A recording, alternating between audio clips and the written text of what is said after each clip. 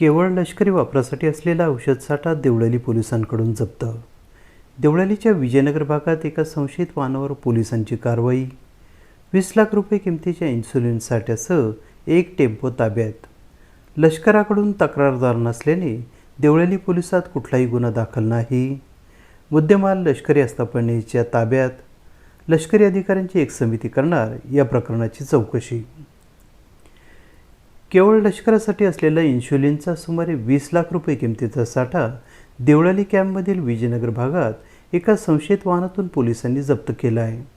परंतु 24 तास उलटूनही फक्त चौकशीच याबाबत सुरू आहे.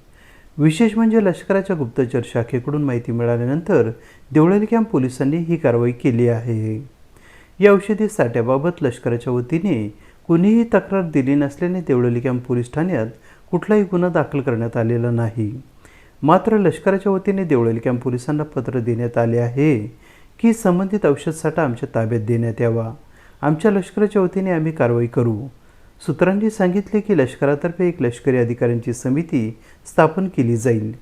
त्या समितीमार्फत हा लष्करी औषध साठा कसा व कुठे चालला होता, त्यामागे नेमके कोण आहे, कोणता अधिकारी आहे याचा कसून शोध घेतला जाईल.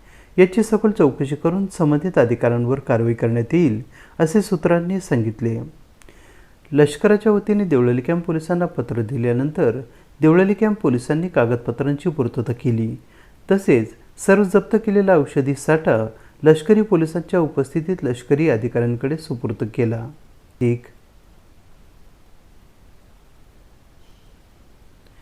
AB न्यूजसाठी प्रमोद रहाणे, देवळाली कॅम्प, नाशिक.